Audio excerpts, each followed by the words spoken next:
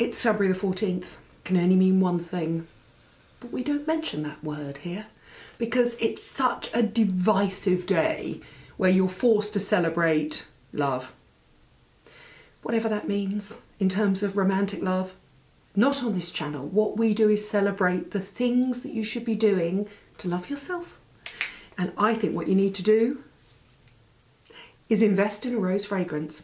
How many times have you been sent roses, if you're lucky, and you inhale, you put your head forward into the blossoms and inhale and nothing? And it's because over the years of forced farming of roses, they've become fragrantless, scentless. Occasionally you'll go to sort of your nan's back garden or a next door neighbour's garden and find a blossom that actually smells, but most hybrid roses are bred sadly for their look, so they're absolutely beautiful. I adore white roses, I think they're amazing, or you get lovely long stems, super deep red roses, they're beautiful, but they don't smell. And at this time of year, you're paying through the nose for them. Sorry for the pun, why not actually spend your money on something that does smell of beautiful roses? So I'm going to talk about rose fragrances, and I'm going to talk about some of the new ones that have come out and one classic one. I can't help but mention a classic one. But let's go back to what you may think of a rose fragrance as smelling like. And if you're anything like me, you grew up with single note rose fragrances that your grandmother wore, or maybe your mother wore, or you had scented drawer liners. And I'm thinking about things like sort of Yardley or Marks and Spencer single note roses, and they are traditionally a little bit powdery, a little bit blossomy. They smell much more like a traditional old school rose, which is something that I consider old-fashioned. But don't dismiss roses, because roses are the shapeshifters of the fragrance industry. They're found in a lot of fragrances, but they kind of shift between so many different notes. They have notes of citrus and geranium in them, so they can be quite pungent, they can be quite uplifting, they can be full-on powdery and blousy, they can be sweet and sickly if you think of, say, Victor and Rolf Flower Bomb, which is an iconic best-selling rose fragrance, which personally I would never wear, but I know people are passionate about. That's full-on va-va-voom, in-your-face room rocker sickly. And then if you think of something like Stella, which was launched in 2003, I think, and I remember the first time I smelt Stella, and I interviewed Stella McCartney about it, and that was a modern reinterpretation of rose that was about her mother and about her mother growing roses and her favourite fragrance.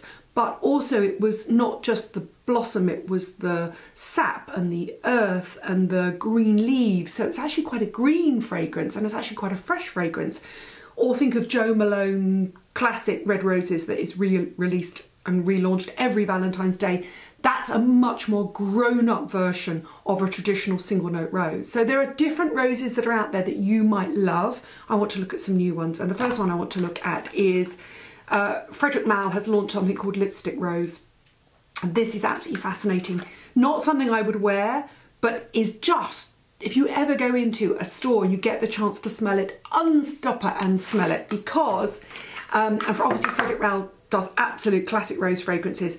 Lipstick Rose is an ode to an old school Hollywood dressing table, and it smells like it smells a little bit like the Parma violets of your youth.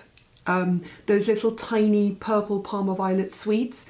It's very sweet, it's very rose, but in the sense of rose, powdery rose. And I would buy this for a friend, although I wouldn't wear this myself, but I keep wanting to go back and smell it because it smells like dusting powder, the dusting powder my mother used to wear in the 70s and 60s that she used to sort of dab over Christmas over her décolleté as a special treat. It is rose, iris, vanilla.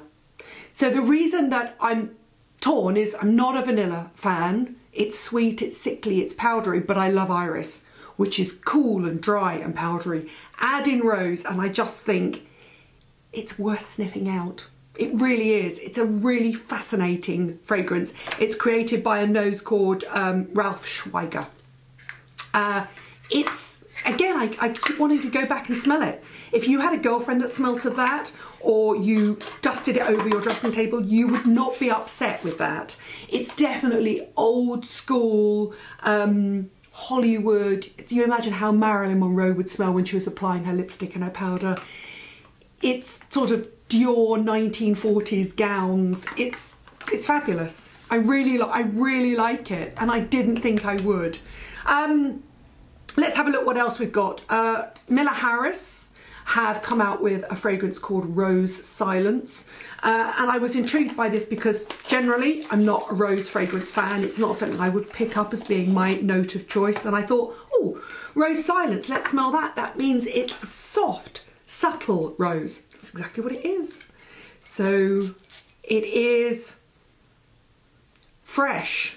This is citrusy and fruity in its top notes. It's mandarin, which is obviously citrusy, which I love. Blackcurrant, slightly sweeter. Huge rose heart. You could buy this for anybody, and I think they would like it. If they love a traditional rose fragrance and they want to do something a little bit more subtle and skin soft. It dries down to cashmere, which I love, cashmere and wood, and patchouli.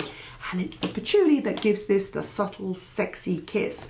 This is the, as I said on Instagram today, it can be blousy, it can be powdery, it can be in flagranti delicto. In other words, it can be caught in the act of seducing. And if you put in a pack of patchouli, by God, will it seduce. It really will. Now, other things I wanted to show you were, there's a new fragrance company called Austin that's been started by the guys behind originally Diptyque. And what's interesting about this is it is 6 colognes and 5 oils you can put underneath. And I was sent a cologne that everybody knew I would like because it's so traditionally me, and it is Impressions of Cedarwood Heart, which obviously I love because it's cool and sexy and woody and unisex, and I love all these fragrances are essentially unisex. And by the way, the hottest trend in male fragrance is roses, because if you put a rose on a men's skin, it's going to smell fundamentally different to how it will smell on a woman's skin. A woman's skin is, it has a lot less testosterone in it, obviously. So a man's skin is earthier and a woman's skin is softer and more powdery. So obviously you get that sense of underlying skin scent coming through. Anyway, that is absolutely beautiful, but it was sent to me with a little bottle of rose oil. And if you layer the two together, and the whole idea behind Austin's is you get these original colognes, and then underneath you're allowed to layer the oils. And if you put a rose oil underneath, and this is so traditionally rose, it's, I mean, that smells like, do you know what? When you smell a pure rose oil, it smells quite green, quite sappy, quite animalic, almost feral. It really does. That's why roses are so popular with perfumers. It's actually got quite an animalic, feral note to it underneath. If you put that under that, you don't get any sweetness at all. You get cool, sexy wood, and underneath an animalic feral note. And that's really clever. Look at Austin. It's not a cheap range. It's super high end, but I love the fact that they're trusting the consumer, you and I, to mix and match. They have patchouli oils and cashmere oils, and the rose oil, but you can mix and match. There's also a rose cologne, so if you mix the rose oil with the rose cologne, if you're a full-on rose lover, wow, full-on va-va-voom.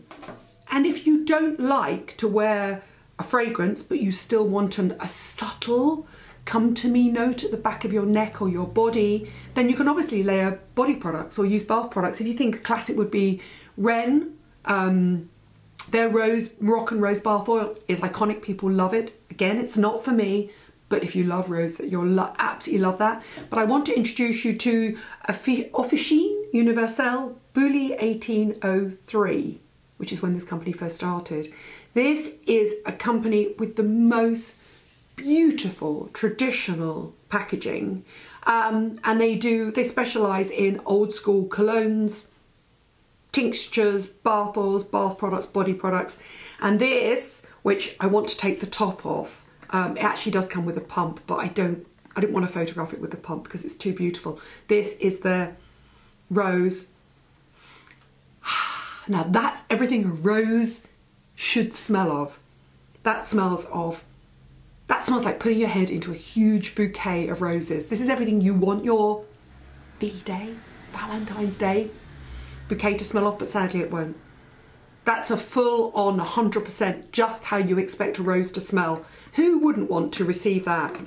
Let me put that back on, sorry, carefully. There you go.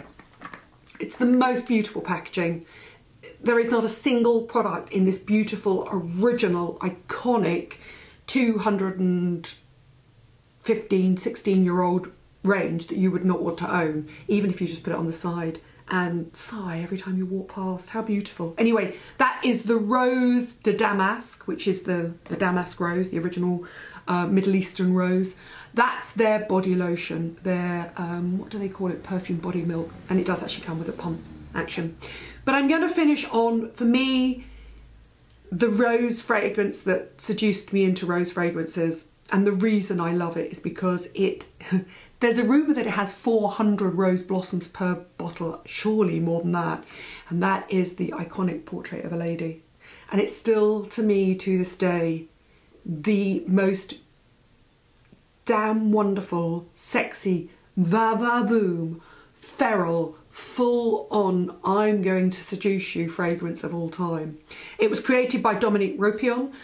It's based around Turkish and Bulgarian roses, and it's just fabulous. This is the fragrance that will get you stopped in the street and somebody will go, my God, that's incredible. Surely it must be the most word of mouth, word of nostril. Oh, what would it be? It would be word of mouth, sniff of nostril, created fragrance of all time. It's just absolutely stunning. It's the fragrance that I mentioned in the video with Jo Jones when we did our Christmas buys, which is actually just something that you could dig out for buys for birthdays and people you love, and it's not about Christmas at all. It's just about products that we would love to get as a gift. And Jo doesn't even wear fragrance, and she said it's the single fragrance that if she stops somebody in the street or she meets somebody and she says, my God, what are you wearing? It's always Portrait of a Lady. She couldn't even remember the name of it. And anyway, it's Frederic Malle Portrait of a Lady, created by Dominic Ropion. Yes, it's got lots of Turkish rose, huge amounts of Turkish rose, but it's that patchouli, frankincense, sandalwood that drags you in, that's what it is. It's in a fragrance. I absolutely love it. These are the reasons you need to rethink rose. A rose is a shape shifter in perfumery. It can be flower bomb, sickly sweet. It can be cool and earthy and slightly powdery, a la Stella. It can be proper full-on vanilla, powdery, old school makeup, like Lipstick Rose. It can be layered to give an animalic undertow to a fragrance, as in Austin's. It can be a proper full-on bouquet of gorgeousness, like the BLOUSY, like Red Roses by Jo Malone. They're the idea that you get if you ever, probably growing up, because it's been a while now, you walked through your grandmother's garden or an uncle's garden or a father's garden or a mother's garden, and you just smelt those roses before they were force bred and they lost their fragrance. That full-on smell of powder and sap and spring and high summer. Oh, just lovely, lovely, lovely fragrance, but you wouldn't necessarily want to wear as a fragrance. Consider layering it as a body lotion or a body oil. But for me, that's the iconic, most powerful, most seductive, most sexy, most today day appropriate. Don't wait for somebody to buy it for you. Buy it for yourself moment. Thank you for watching. Thank you for subscribing. What are your favourite rose fragrances? I know when I just put a little picture, a little taster on Instagram of today's video, that all of you joined in. What was your favourite rose fragrance? And up they all come. And I've mentioned some of them today. Special shout out to Stella, Jo Malone, Frederic Malle, but some new ones here that are interesting, that are subtle, that are sexy. Shout out to Rose Scents, which I really like, Rose Silence, which I really like, from Miller Harris. These are the fragrances that will have you rethinking the traditional granny, nanny, old school drawer liner rose fragrances. Don't dismiss them. They're worth thinking of. And I think a rose can create a heart of a fragrance that actually can go lots of different ways depending on top and base notes. But it always creates a heart that is quite seductive, even if it's not full on come hither, but more of a sort of gentle flutter of the eyelids. I hope that makes sense. Thank you for watching. Thank you for subscribing. Let me know what your favourite rose fragrances are, and whatever you do today, if you watch this on February the 14th, I've got your back.